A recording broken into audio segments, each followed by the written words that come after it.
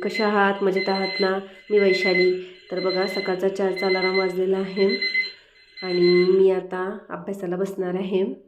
मी आता NCERTचे नोट्स बनवत आहे. NCERT 1 ते 8. मी 4 ते 6 अभ्यास करते आणि त्यानंतर मग मी माझ्या मुलीची तयारी करते. बघा ही सकाळची वेळ असते आणि ही ब्रह्मवेळ असते आणि या वेळेस जर आपण अभ्यास केला तर छान आपल्या लक्षात राहतो आणि दिवसभर आपला अभ्यास झाला नाही तरी मग आपल्याला असं तक्रार राहत नाही की आज माझा अभ्यास झाला नाही तर मी अभ्यास कधी करू.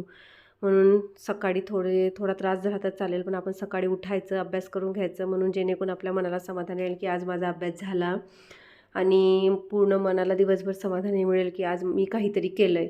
त्यामुळे तुम्हाला सांगते की सकाळी उठून अभ्यास करा. मला माझ्या मुलाचा आवाज आला उठण्याचा, म्हणून मी जाऊन बघितलं आहे तर नाही, तो झोपलेला आहे. चला तर मग आज बघूया. तर हा माझा अभ्यासाचा व्लॉग आहे. बघा मैत्रिणींनो, जरी आपलं लग्न झालं, आपल्याला मुलं झाली तरी थांबायचं नाही. आपण पुन्हा सुरुवात करू शकतो. माझं लग्न 2011लाच झालेलं. त्यानंतर मला मुलगी झाली.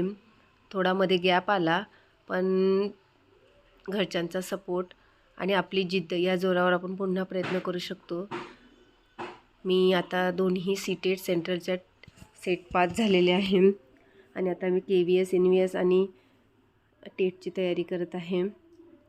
बघते जर मला MPSC देता आली तर MPSC पण देईल, पण सुरुवात करायची आहे. म्हणून तुम्हाला सांगते की सुरुवात करा, सगळं हँडल होते. आपण जर कामं करू शकतो तर आपण काहीही करू शकतो, हे लक्षात ठेवा. आपल्याला टाईम मॅनेजमेंट करता येतो. हे बघा मी NCERTचे 1 to 8चे पुस्तक फॉलो करते. त्यामध्ये डिटेल दिलेलं असतं. जरी आपल्याजवळ म्हणजे तुम्हाला सांगते, जर हे नोट्स आपण याचे बनवले ना तर ते आपल्या लक्षात पण राहतं आणि व्यवस्थित आपण हँडल करू शकतो. सगळ्यांची तक्रार असते की मला घरात कामं असतात, मी कधी अभ्यास करू, मुलांना कधी बघू. पण बघा, जर आपल्या मनात जर जिद्द असली तर आपण काहीही करू शकतो.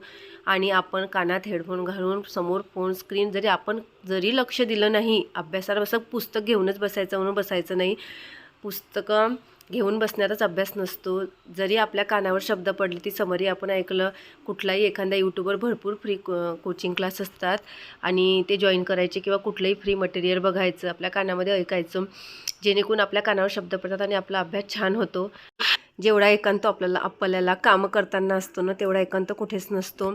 कारण भांडे घासताना आपल्याला कोणी विचारत नाही तू काय करत आहे, किंवा कामं करताना कोणी विचारणार नाही की जरा मला हे दे की ते दे. म्हणून तुम्हाला सांगते, जेवढा माझं कामं करताना माझा अभ्यास होतो ना, तेवढा माझा बसूनसुद्धा अभ्यास होत नाही. कारण मुलगा येतो, काहीतरी कोणाला लागतं आणि आपल्याला उठावं लागतं. म्हणून जेवढा शांततेनं आणि कॉन्सन्ट्रेशननं जेवढा अभ्यास माझा कामं करताना होतो ना, तो कुठेच होऊ शकत नाही. म्हणून तुम्हाला सांगते, कधीही घाबरू नका, हिंमत हारू नका.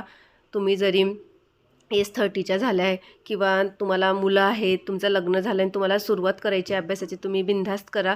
कारण खरंच सांगते, मनात तुमच्या जर जिद्द असेल ना, तुम्ही काहीतरी करून दाखवाल आणि हेच मला अनुभवास आलेलं आहे. म्हणून मी माझी सुरुवात केली आणि खरंच सांगते तुम्हाला, मला चांगला रिझल्ट येतो आहे. मी दोन्ही CTETचे पेपर पास झालेली आहे या एका वर्षात आणि आता KVSची तयारी करते. त्यासोबत शेअर करणार आहे. तर अशीच तुमची सोबत राहू द्या. हाचसाठी एवढंच, कारण माझे दोन्ही मुलं उठलेले आहेत आणि मला त्यांची स्कूलची तयारी करायची आहे. तर पुन्हा भेटूया पुढल्या व्लॉगमध्ये. जर माझा हा व्लॉग तुम्हाला आवडला असेल, सबस्क्राईब करा, शेअर करा आणि लाईक करा. चला, स्वतःची काळजी घ्या, नेहमी पॉझिटिव्ह विचार करत राहा. Take care, bye bye.